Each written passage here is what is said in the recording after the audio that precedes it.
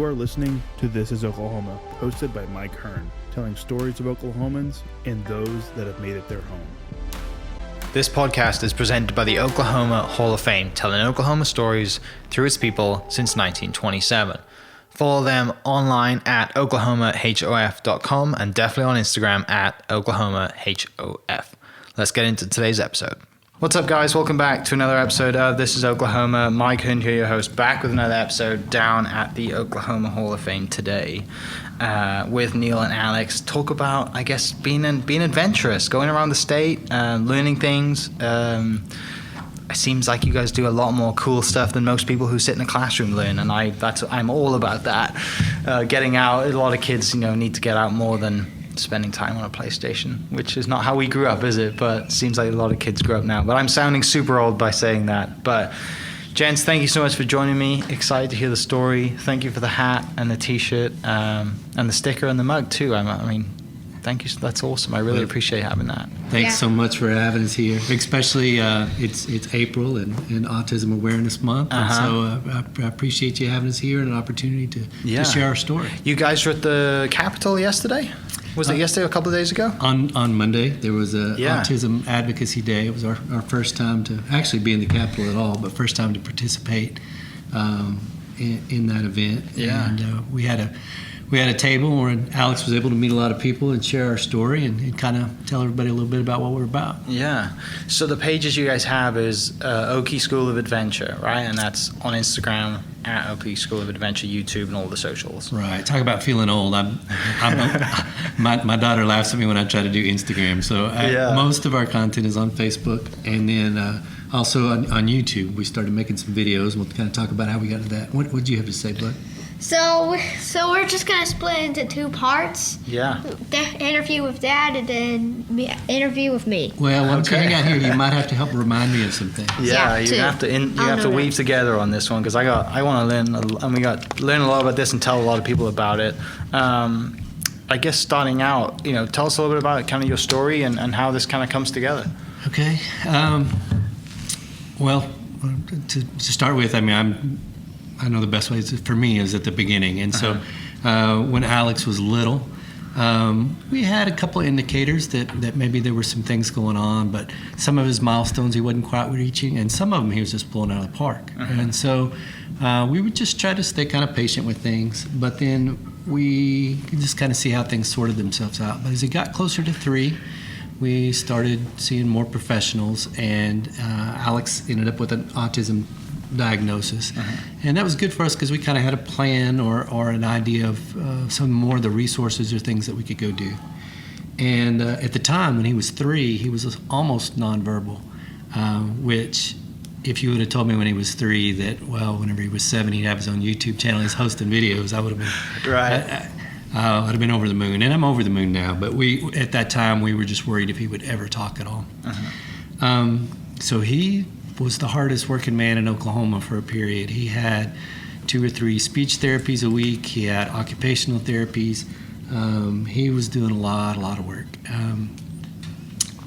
At the age of 3, he started a pre-K program at one of the public schools. It was a special inclusion class, and he did awesome. And he did awesome at 4. He was doing so awesome that whenever he started kindergarten, we kind of took too big a step, and we went from, we've been doing all these special programs, everybody thought he's ready for a regular classroom, and academically he was, but that was just not the environment he'd been in. He'd been in with lots of one-on-one instruction and a lot of hands-on activities, and now all of a sudden he's put in a classroom with 25 kids in a school of 1,000, and it was just way too big a leap. And so he had an awesome teacher. Shout out Miss Grasden. She was amazing, but the structure just wasn't there for a lot of flexibility to adapt to the things he needed. And that was the COVID year. And so when COVID started,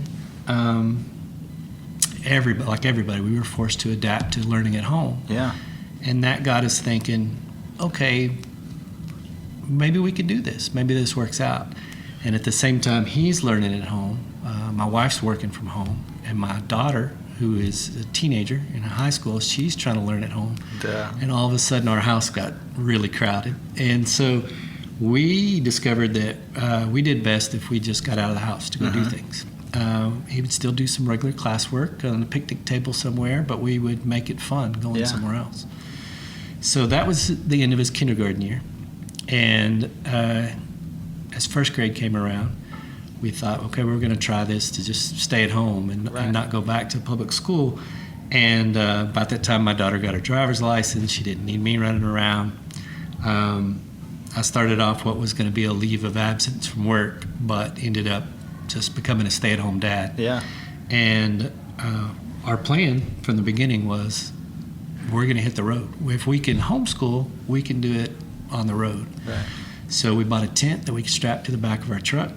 And as soon as my daughter got her driver's license, I think the next day we loaded up in the truck. And do you remember where we were headed, buddy? We were heading to Montana. Montana. He had it on his list that he wanted to go to Montana. And we thought, well, we're going to do this for 2 weeks. We'll go out on the road and head to Montana. Yeah. And now we had a regular curriculum that we were doing. So in the mornings we would do worksheets or whatever was assigned to us. And in the afternoon we would explore. Yeah. And by nighttime we'd be at a camp somewhere. And the day that it really hit me, we were only 3 days into our trip. And the assignment was on volcanoes. It was a science assignment on volcanoes. And we thought we were just going to be driving through the corner of New Mexico on our way to Colorado. Sure. And there's a big sign that says Kaplan Volcano this way. And we said, hey, let's go. Yeah. And so we, on the day he was having to fill out a worksheet about the volcanoes, we were hiking a volcano. And that made it great for him. Right. And honestly, selfishly, it made it great for me. Well, yeah, because you guys have learned, both of you have learned so much, right, over the last couple of years by just getting out and seeing parts of the country you probably wouldn't have had an excuse to go see now. It's not going to see a volcano is not generally on the vacation list, is it? That's a great point. I'm not really just teaching him.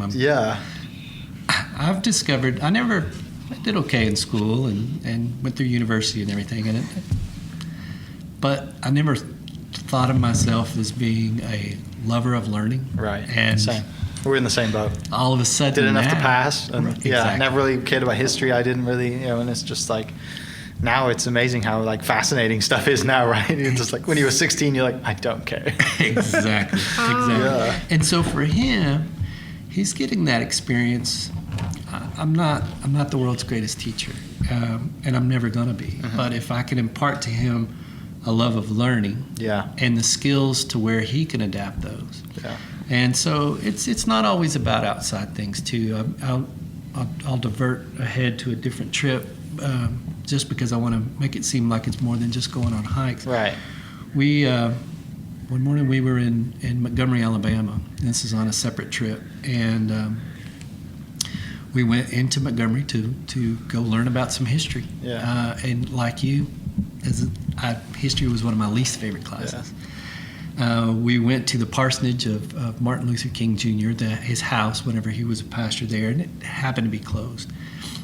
This very nice lady comes out. She sees us milling about. We obviously lost and don't know what we're doing. We got the truck with the Oklahoma tags. Yeah. But she sees us reading the signs, and she says, "Are you here about the museum?" And we said, "Yes." And she said, "Well, unfortunately, it's closed, but let me show you around." And we went up and down the street. She told us about so many houses, about so many things about the civil rights movement. And sometimes with Alex, it's a little tough to tell exactly what's soaking in. I mean, he paid attention and he asked questions. But I really wasn't sure how much of it was connecting. For me, it was an amazing experience. And then a couple of nights later, we video chatted with his grandma who lives in Trinidad in the Caribbean. And they're just chatting about whatever. And I hear him start to tell the story of Martin Luther King to his grandma. And I was like, oh, yes, we are making some progress here. Right. We're doing some good. Yeah. So it's on all sorts of topics. It's unexpected. We didn't set out when we went to Montgomery for that to be the goal, but we're just having that natural curiosity. Yeah. So, but to vert back to New Mexico, did you have something to add to that part, buddy? I'll do a little bit of the timeline. Then in April, my mom convinced my father to make learning adventures on videos and share them to other kids. Yeah. So we decided to do that. And the first video was a strawberry farm. That's exactly right. Gotcha. That is exactly how that part started. But when we were after New Mexico, we worked our way through Colorado, Wyoming. We got up to Montana, and we thought, okay, we're about 2-3 weeks in. Yeah. And I asked him, "Are you ready to go home?" And he said, "No." He said, "What else is out here?" And so we ended up all the way off the islands, off the coast of Washington, camped out there for almost a week, and then camped working our way back home. Yeah. And when we got back home, that was awesome. Where are we going to go next? But it's pretty cost prohibitive to try to do that all the time. Yeah. And I thought, well, And you have another daughter. You have you have a daughter and a wife too, right? It's not like you guys can hit the road and be like, all right, see you in 6 months. Exactly. Yeah. So while we were in Oklahoma, I thought, well, there's got to be things to see around here, and there is so much to see around. Yeah. So our adventures in Oklahoma began, and somewhere along there, Alex is exactly right. My wife said, "You guys are seeing so many neat things." Yeah. And there's so many other kids who would benefit from seeing this, but just don't have that opportunity. You got to start sharing it. And I thought, okay, we'll try. And so we started making some videos for YouTube. Had no clue what we were doing when we started out. But right off the bat, I found some amazing things. We had 3 subscribers and 5 views, with the first video. But for Alex, one, it gave me feedback on how much he learned during that visit. Yeah. But it also reinforced whatever he learned. If there were missing gaps of information, we'd have to go look them up and find them out. And then I also had him practice his communication skills. I love listening to the very first one we did where he's doing voiceover work, and compared to now. Because in a year he's made so much progress, and day to day you don't recognize it, but when you look back over that time frame, it's been really amazing. It's the same. I can relate to, because when I started doing the podcast, I go back and listen to them, and I had a conversation with a friend this morning. Reps just matters so much, right? You do it repetitively for every day or whatever it is. It doesn't have to be a full episode or a full video, but just doing it and practicing it as much as you can. And like I said, you don't notice the difference day by day, but when you watch that first video and you watch the one now, it's just so much more confident. It's very good, and like I said, social skills will help so much more when you're presenting to a camera. Like that's a skill that not many people can do. So you're mastering it at a young age. So I can't wait to see what it's like in 10 years. You have your own talk show. You'd be taking my job. Yeah, but I guess it's I'm just gonna celebrate 50 videos in 1 year. 50 videos, so you've done almost one a week then. And even 1 year of our YouTube channel in a while. And the YouTube channel's at over 1,000 subscribers, is it? Yeah, I think we're around 1,200 subscribers now, and that's just been, just plugging away in slow growth. Usually, whenever we go to a place, they become interested because it's about their topic, and then they share it with a few people, and so we've just slow and steady been picking them up. A year ago, when we're sitting there looking at 3, and I think, okay, I've got 5 friends and 4 uncles who may watch this. And I've watched it 10 times already. Maybe someday we'll have 50 subscribers. So, I know there's huge ones out there, but for us, considering where we started and what we're trying to do, it's just been beyond our expectations. And beyond the subscribers, some of the stories that we get back. Of course, there's. Initially, our mindset was, well, the kids with autism, but then we quickly realized all kids need exposure to some of these things. Some of the ideas, frankly, we got from your podcast with the agritourism, and so many of those kids don't get the opportunity to see these things on the farm, and so we have some high schools that are using it in their classrooms. Some of the places we've been on ranches where we're preg checking cows, they use that as instructional material. Yeah. One of our old college professors, I have an engineering background, he uses the cotton gin one in a college classroom setting. Yeah. So that's pretty amazing. But my favorite one is there's in South Africa, some of the schools that were closed down because of COVID, but also some civil unrest. We heard some feedback from them that they were using it as part of their daily classwork. Yeah. And at that point, you're like, okay, however many subscribers doesn't matter. You know, it was Someone halfway around the world is watching what I do.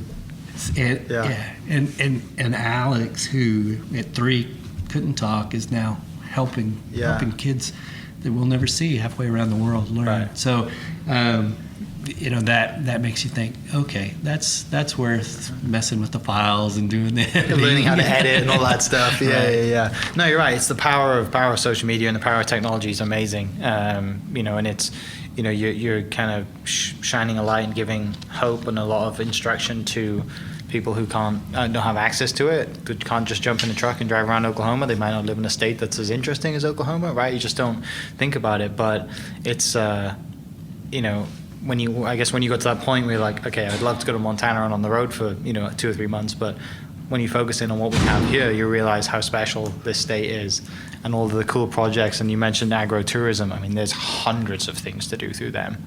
You know, like everyone who's listening used to go to their website and just check out, even just Made in Oklahoma, and see the cool things that they do. And even if they don't offer tours, just call them up. You know, they're happy to have you for the most part. If they, you know, they're a family business, they want exposure too. So I'm sure that's been fun going to places. Alex, what's one of the things that comes to mind of like your favorite place you've been to in the last year? Well, last year, it was my first video, strawberry video. That was the favorite first one? Strawberry videos. Yeah. Where was the strawberry farm? Strawberry farm. It's in Luther. It's in Luther, Oklahoma. Well, actually, we went to a couple. We went to one down in Mustang, Growing Pains. We went to Luther. The lady I interviewed, the lady from Growing Pains. She's great. Yeah. So, you know, that was one of those situations where we show up, nobody else is around. Alex comes out, it's the middle of the day. They're busy working on things. But it's exactly like you said. Somebody is interested in their story, and it's such an important story to tell. And you kind of feel bad because you know they're busy working, but they quickly make it known. Yeah. They're happy to spend some time. The lady and Alex bonded right off the bat. I became just an extra, just superfluous on the side. And the two of them, she was showing Alex about strawberries. They were going through and picking, and she was just excited to see. And she was a little surprised at the end to find out that he had autism, because people have some misperceptions about what all that can mean. Yeah. But she definitely understood. She said, he knows so much about farming. Are y'all farmers? And I said, no, we're not. But we go on a lot of these visits. Yeah. She says, he knows so much. Right. And again, that made me feel good, because not only is he absorbing it in, but he was able to communicate that information back out to somebody. So those have been, fishing, they talk about honey holes where you can always go to. If we have a gap in what we're able to do or see, I go to the Oklahoma agritourism site. I scroll up there, and not only is it a great site, there's always things being added. Yesterday, in fact, we had an afternoon free, and there's a tulip farm that had just opened up at Hera, and we went to the tulip farm. Showed up. I'm classic for getting times wrong. I'm so glad I was here on time today. You're good. But they opened at 3. We got there at 1. And the lady, you could tell at first, was like, can you come back? But Alex started talking to her, and he put on his charm. And before you know it, we had spent 2 hours there before they even opened. Yeah. And we're able to explore and pick our tulips in the end. So. Yeah. So if you rewind back to the bee video, we probably had like 50 subscribers, and then after a little bit more videos, like 10 to 20, we ended up gaining more than 500 subscribers pretty quickly, and then we got up to 8, and then a little bit later we got up to 800. Once it started growing pretty quickly. You think it was the bee video that was the big turning point for us? Well, when Well, that was maybe when I got like 100 subscribers or something, and yeah, I started growing. Yeah. Tell me about the bee video. Where did you guys go for that? I don't really remember. I think it was right outside of Yukon. Okay. Yeah, I was outside of Yukon. Did you have to put on a bee suit and collect honey? Yeah, it's true. It's true. I had to put on a bee suit. But Did you really? Yeah, I really had to. But I did not really collect the honey, I guess. I don't know. But you didn't get stung though. I didn't. Right? You didn't. The bees didn't sting you because you had a suit on. Yeah, it's true. It's Yeah. true. Suits always help. Yes, because I'm scared of bees and I hate getting stung and they freak me out. But if you put a suit on me, I might try it. Okay. That was the best part. You had to Yeah. wear the suit. The suit Right. was awesome. Yeah. So big sense for it is. So I guess the short sense of it is if you put on a bee suit at a bee farm, you won't get stung. Yeah. Bye from Alex. That's awesome. And now that's close, right? Yukon's not far away, right? Like it's, in metro area, it's not, Right. there's so much to do within just an hour's drive of Oklahoma City. Right. And some of the things don't cost anything at all. Right. But a lot are close. We have covered the state. We've been all the way from Black Mesa, all the way down to Broken Bow, Miami, the mushroom farm. I think that was you liked the mushroom farm a lot, didn't you? They were awesome. Yeah. Do you remember what you got to drive at the mushroom farm? I got to drive a tractor. Did you really? Yes. You got to drive a front end loader, and Yeah. that's one of those that you think whenever you show up, you're like, okay, I'm curious about how mushrooms, but will he be? And we probably spent 3 hours there and went from the very beginning all the way through. Yeah. And that lady was so kind, and one of the guys driving a front end loader, shoveling the compost that they move everything in. And at the beginning of the process, it's not that pleasant smelling. Now, by the time the mushrooms are grown in it, Right. it smells wonderful. But at the beginning, it's the stuff needed to grow great mushrooms does not smell great, right? Yeah. So he saw us and waved Alex over, and he got to ride in the front end loader, and after that, it was just a great rest of the visit too. So that was one of, it's hard to pick. Right. Every place is so great, but that was a really good visit too. So do you find have you kind of developed, you like take a curriculum and kind of just personalize it to, okay, where can we go to fit this story in Oklahoma, and like how does that process work of like, because you effectively got your own school now, right? Right. I mean, there is a scheduled curriculum which we go by. I'm not that organized to be able to look ahead and see, and so I rely on my volcano luck a lot. Yeah. But it's amazing how many times things. Well, there's so many options here too, isn't there? Like if you got one topic, there's probably 3 or 4 options of places to go for those. Right. So my training, I'm an agriculture engineer by training, and so I have a natural bent toward the ag topics, and I try to make sure to break away from those every once in a while. Sure. But honestly, those are the people that are most excited to have us out there. Some of the manufacturing places, and of course with COVID, some of the food places and things, it's completely understandable. Yeah. But the ag places are usually a little easier to get into, and people are real friendly with that. But mostly, it's just always amazing how things tie together. In addition to the volcanoes, do you have one to add? I'm sorry. So if you go fast forward a bit, you can find the preg checking cows video, and that ended up becoming too popular because of my jokes. Because of the jokes. Yeah, That's awesome. After the joke worked really well, he wanted to kind of shoehorn that in every time. So Yeah. So you went to check cows? Yeah. Where at? do you remember At Drummond Ranch. Drummond Ranch? Mr. Okay, out in Pawhuska. Yeah. Mr. Yeah. Ford Drummond, Mr. Ford Drummond is on the Nature Conservancy Board. Okay. And Alex's mom, my wife, is on the board as well. And so there was a connection. Great. And that's a lot of times things snowball. I'm sure you experienced this too, where once we went out there, and Alex had a great visit. He learned a lot. he also learned that once it got hot, he weaseled his way into the ranch house while the rest of us were out working cows. Yeah, I know it's true. And now fast forward. If you go fast forward again, you can see that I have a sophisticated joke in one of my fish videos. Okay. And even there's a second one in a second video. Do you want to tell them the sophisticated joke? What do you call a fish with a bow tie? I don't know. What do you call a fish with a bow tie? Sophisticated. Sophisticated. That's awesome. So go ahead. From the Drummond Ranch in the Nature Conservancy connection, we actually went to the Bison Roundup and were able to watch. Did not participate, was happy to be a safe distance back. Those are some seriously big animals. Right. But visited the tall grass prairie, learned so many things there. And every place that we go, there's always a natural history that's involved, because there's always the question of, okay, how did this begin? And so that always ties into history lessons. For English, and he'll help out with the script. He'll read through the script and he's like, Dad, you got this wrong. You missed a word there, or I think there should be a comma. And I love it.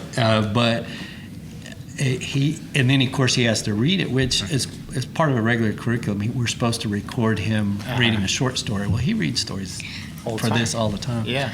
So all of those things tie in, but the science bit shows up everywhere too. We recently took a trip to Louisiana and we went to an oyster lab, LSU's oyster lab, and there's a young lady there who is from Oklahoma. She had done her undergrad at Oklahoma State, and I said, well, I asked her, I said, how'd you end up here? And she said, well, at Oklahoma State I studied invertebrates. His lesson 2 days before was on vertebrates and invertebrates. And I'm like, invertebrates, yeah. She's looking at me like, she's studied them and she's never met anybody that excited about it. Right, yeah. So, but even in that process, the guy who was giving us the tour would ask, habitat, do you know what a habitat is? Yeah, we've just done things on habitat. There's so many examples of, okay, this week's lesson was on animal cooperation, and then wherever we go visit, well, look, there's animals cooperating. Yeah. And I kind of think of it as the curriculum is just kind of open our eyes for things to look for, and then boom, they're just there. Yeah. When you buy a new car and it's the blue Toyota, you see blue Toyotas everywhere. So Right. it's kind of that effect that's going on, I think. Yeah. Maybe we're just lucky. So, two things. One, the oyster video is the most longest video we currently have. How long is it? It's like 51 whole minutes. 51 minutes? Yeah, the one before. It's like a small movie. Before that, we had the 20-minute one that was the longest. Yeah. And then now we have a 51-minute one. And also, when my dad makes a mistake, pick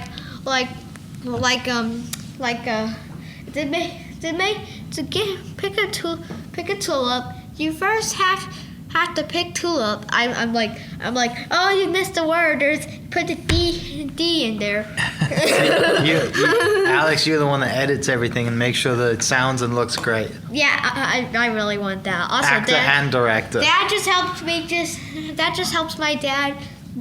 That just helps it make all the voice recording easier, like for video. Right. So you do, so to that point, you voice record some of the stuff after the fact as well, then to voice lay over the videos you've shot. a lot of it is of we try to capture some on film, and then the voice. Yeah. We write a script later when we're home. We'll see what clips we have. Yeah. We'll make a list of what information we should be sure to include, and then he'll help say, well, this should be before this or not. And then that's translated to whenever we're actually doing the tour. He's like, Dad, make sure to get a picture of that, or give me the camera and I'll take a picture of that. And Or I'll take a video, Dad. Yeah. and the person giving us the tour, showing us, will say something, and he'll hit me, make sure to put that in the video. And that's awesome, because I know that he's thinking ahead, and I know that he's taking in the information. So and that's another feedback Right. point where I'm just like, and they happen all the time. I had no idea he kept track of which videos were the longest or which ones were 20. I don't know if I could have answered those. So I know he's keeping an eye on those things. Yeah, I know. Sorry if I'm talking too much, but another way to show how I want to give info to other people are like here this video this is so interesting. I'm gonna video it. Can I video it? Yeah, because if you think it's interesting, a lot of other people are going to think it's interesting too. Yeah, it's true.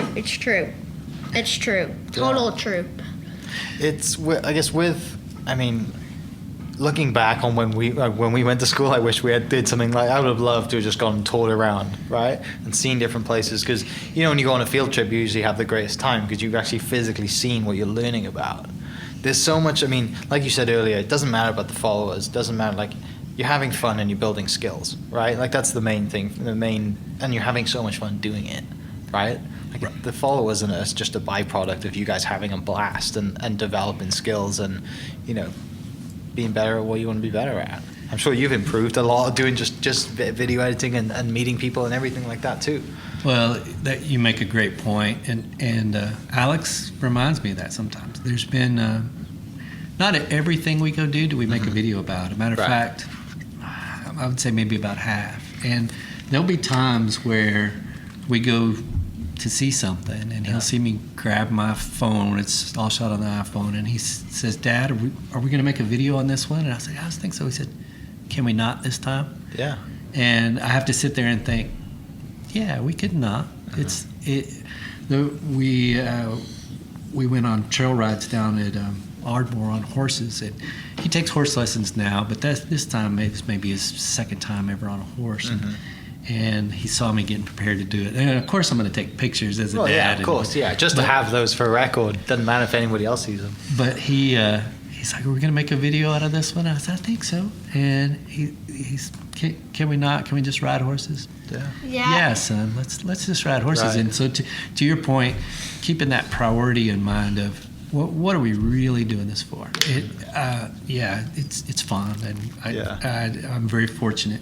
But the important thing here is exposing him to a wide range of things that he's able to learn and love, and ultimately someday as he's picking a career, I can think whenever I was a kid and people say, "Well, what do you want to do?"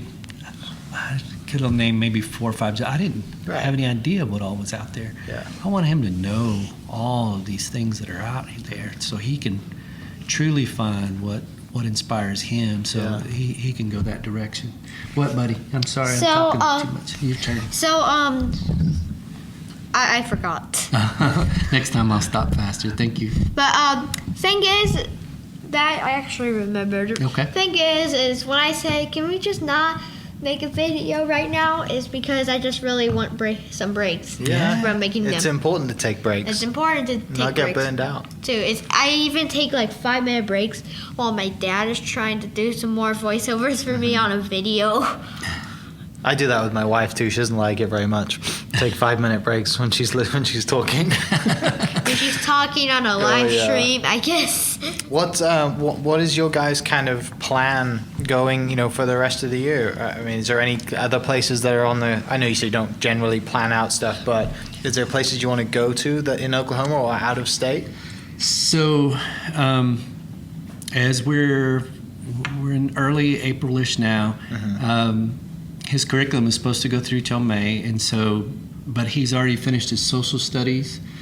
He is one lesson away from finishing his math, and we're very close on the others. Yeah. So, I want everybody to know that whenever we're doing all these things for school, there is a stack of worksheets that's a full 5 inches high that he's done this year just for second grade, and that doesn't even include all the things he's written on the computer separate. So. This young man does a lot of regular work too, so it's not just all just having fun and out in the field. But we're focused on wrapping some of those things up, and now that the weather's warming up a little bit more, can you tell Mr. Mike where you're wanting to go next? Where I'm wanting to go next, I guess, is is to go to a maple syrup farm. Maple syrup farm. Or just tour the capital. That would be cool. Well, Yeah. we're going to Maryland. That's what's been on his list. Okay. Too. Yeah. That was on my list too. Yeah. That was first on my list. Where do you go for maple syrup? Other than going to Canada? Oh, Vermont, and since I have a passport, I can go to Canada. Yeah. If I want to see more. So we are hoping that there'll be some things to see maple syrup wise if we make it as far as Vermont. Yeah. We've missed a little bit of the tapping season and some of the boiling down stuff, but those are some of the stories he read in school this year, Yeah. and so he's naturally interested with that part. But we're going to go there. Before that trip, somebody has invited us out to call turkeys, so we're going to be able to go see some turkeys. Yeah. We might try to get in one more fishing trip before we leave. Where do you guys go fishing? We've been a variety of different things. We love going down the Blue River, the trout fishing. It's so pretty down there, and I'm not a very good fisherman, but I can usually, that's really well stocked. And so I can usually pull some out there. Sounds like my kind of fishing. Yeah. One of the places that we recently went fishing was Texoma and fished for striper. We went on a guided boat there, which was really interesting things, how things fall together. I let some people down there know that, hey, I'm looking for a guide. This isn't your normal group of big guys trip or business trip. It's father and the son has autism, and I want you to be aware, make sure you're prepared for it. Well, the young man that we got hooked up with is involved with a program called Cast for Kids, and they specialize in taking special needs kids going fishing and catching their first fish. And this was separate from Cast for Kids, but he was he has a brother who has Down syndrome, and so he's familiar with some of these things, and that's why he got involved. And so he tailored it to Alex. It wasn't about catching 50 fish and whatever else. It was about having fun down there. And so one of the things he did in preparation for that was he knows a guy who makes baits, and the guy made some special baits, and he put autism pieces in there. Great. Which caught the biggest fish. Yeah. How do you have to say That's the beginning. That's the beginning of chapter 3. Chapter 2 was explanation about videos, but I just want to say once I went fishing with Striper, and I named every single Striper Terry the Fish. Terry the Fish number 1, number 2, number 3, and keep going. They were all named going Terry. and even impossible for the fish to tell who the person was talking to. That's brilliant. Like you could say, "Hello, Terry the Fish," and all the Terry the Fish sound are like, "Is for me." So that's great. So the company that made these lures with the autism pieces, there in Decatur, Texas, they're going to have us down so that Alex can actually see how these lures are made. Awesome. So again, things just kind of one thing ends up leading to another. But these are some of the trips that we have planned, and then we're going to pack up the tent and the dog. We travel with the dog now, which is interesting. What dog have you got? We've got a dog with 7 kinds of breeds. And if you want to know, back then he used to sleep on the tailgate. Now he sleeps in the tent, which makes him go insane and sleep on myself. He sleeps right next to you in the tent. Oh, yeah. Sleeps right next to me at the end of the tent. If he doesn't get up, we can't get out.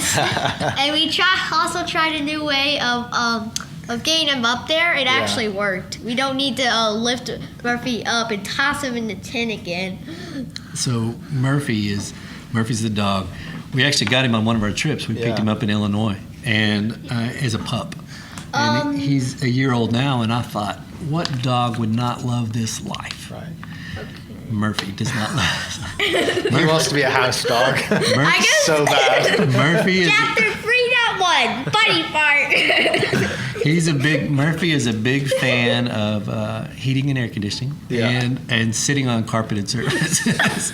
So the campground is not his favorite happy place. Yeah. That's brilliant. By the way, we originally picked. If you rewind back to the South Carolina trip, along the way back, we took Murphy, and we also got got to take him down into Oklahoma. So we went into Illinois, Indiana. I don't even know. Yeah, you guys have been a lot. Is there a state you haven't been to?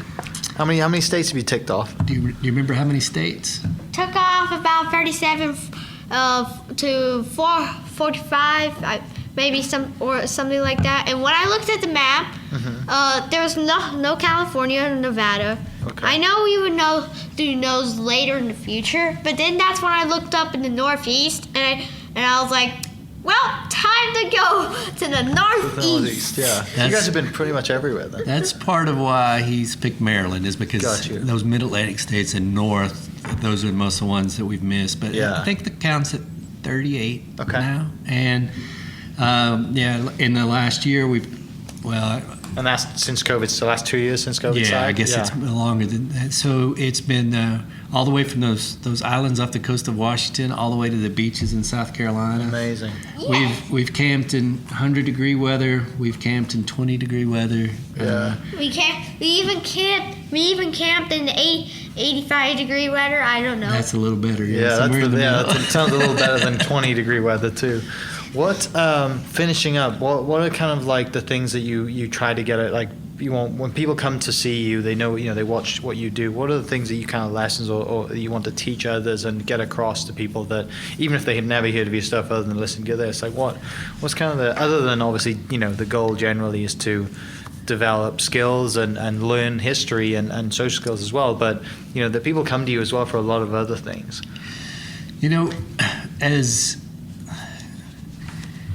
As become involved in this, I started watching several different groups on education, and being the homeschool dad, it's kind of a unique position because you're in the room in these places, but nobody really pays any attention to you, and so you're just able to kind of watch.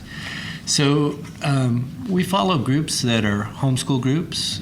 We follow groups that are called unschool groups, where the unschooling, where they say, you just follow the child's interests. Obviously, we have public school in our background, some private schools, some extra therapies. We borrow from all of those. I get there's tons of positives in education, and I want to keep things positive. But one of the things that I see that worries me sometimes is people get in their silos and they start defending that silo instead of thinking about the kid. And we borrow from several different silos. Yeah. So, from the unschool group, I love that. I love that philosophy of, follow kids' interest and build that natural love of learning. The problem is, if I just ask Alex, what do you want to see? He doesn't know what's all out there. Right. So you have to show him, and then he can decide. Yeah. That wasn't for me, or I love this. Let's do some more of this. So those are some of the things. I'm not an education expert, and I don't hold myself out to be. I make plenty of mistakes, and so I don't like doling out advice for other people. Yeah. But I do think that it's pretty self-evident to everybody that if you're able to have the child involved, hands-on, to where they can do these things, or not, if they're not doing them, so they can see them, they take away so much more. And so that's been a big takeaway for us. And then, just like I'm not an expert on education, I'm not on autism at all. Autism there's such a wide range of things, so many different things going on with it. I try to be an expert on his version of it. But the lesson that I hope that we're sharing from that is there's just some remarkable kids, and of all different types and abilities. Whenever I heard autism, my mind kind of goes into one thing. For people my age, a lot of people kind of think a Rain Man type. Yeah. Look, you have some kids with autism who don't speak at all, and then you have some who talk a ton. You have some who are shy. You have some who are really extrovert. You have some that are good in math and some that aren't. That's kind of like the cliche thing people think, right? So he must be great at math. Oh yeah, Right. We get that all the time, and he is pretty good at it. But yeah, people think that it's just automatically just must be really, really good at that. And the truth is, autism or not, just like every other kid out there, they have a range of things that they're really good at, and the ones that they're not. And hopefully people take some inspiration away from what we do. They're able to watch some of the things that we do and learn. But the biggest thing I'd like to see people do is to say, hey, I could do that too. Yeah. I could look at my own state's agritourism and find stuff. Now, I'll tell you, if you're in a state outside of Oklahoma, your site's not going to be as good as our site. Exactly. But they're still there, Right. and you're going to be able to find these things. And I think when you look for those opportunities and do it, they're going to have such a great experience. It's just going to snowball on them as well. Yeah. Yeah, you're right. Like, there's so much to do in Oklahoma, and agritourism, they take a lot of pride in it. There's a lot of families, and like you said, the examples you've given today, like even though you show up early, they still want to take care of you. They're still happy. In some places they may just say, like, we're closed, turn around, see you in 2 hours. But just the experiences that you guys have had, just speaks to agriculture in Oklahoma, people in Oklahoma, everything that everybody already knows about this state and the people. One of the main reasons why people love living here, and why I love living here and telling stories. It's a special place to be. And for you, 3 or 4 years ago, when you guys were dealt this hand, right? You think there's a lot of questions to ask, and why us, and how, why Alex, and all these questions. I can't help but think how grateful you are now of how all these experiences you've been able to experience, right, over the last 3 or 4 years with Alex to develop his skills. And how we look back, like you said, earlier, you look back, when you said you got the diagnosis at 3, and you think that he's 7 and he's narrating his own videos, like, that's powerful, right? It's things that, quote, if Alex grew up as a normal kid, you wouldn't have never experienced those things. So there's so much to be grateful for. There's a lot of truth in that. There is. I mean, we obviously very close, because we get to spend so much time together. Yeah. And blessed in so many ways to be able to do that. I know not every family would be able to do it to the extent we are, and certainly not every autism family. Right. Very understanding wife and very understanding big sister, who allow us to get out and do these things. But wouldn't trade it. Wouldn't trade it. That's the person he is, and I love every bit of it. And I've been glad to be a part of it. Yeah. Alex, where should people go? What do you want to tell the people listening of what your channel is, where they can go watch you, and maybe what videos are coming up next? So my guess is that the videos upcoming are state capital videos, and our pages are on YouTube, Okie School of Adventure, Facebook, Okie School of Adventure. Same with, maybe Instagram and Twitter. Okay. Note that Twitter's full of Awesome. random culture. Well, thank you so both of you. Thank you for your time. Come down today. Thank you for sharing stories. I can't wait to watch you grow. Can't wait to see your adventures. See the video of the Capitol. It's gonna be awesome. See the video of you going to see the maple syrup stuff. I can't wait to see that. For people listening, I'll post the links to the descriptions. Post the links in the description, and go check out Okie School of Adventure. Yeah, don't forget, like and subscribe. Yeah, you know it all. Like, subscribe, follow, everything you guys heard. Yeah, if you don't want to, that's fine. You can learn. That's awesome. Alex, thank you guys. Thank you so much for having us. That's all You're right. welcome. Love it. For everyone listening, we'll catch you next episode. Cheers. This podcast is presented by the Oklahoma Hall of Fame, telling Oklahoma stories through its people since 1927. Follow them online at oklahomahof.com, and definitely on Instagram at oklahomahof. Thank you for listening. We are inspired by those around us and hope that you are too. Make sure you subscribe to this podcast on your favorite podcast platform and leave us a review so we can keep telling your stories. For more great Oklahoma content, follow This Is Oklahoma on Facebook and Instagram.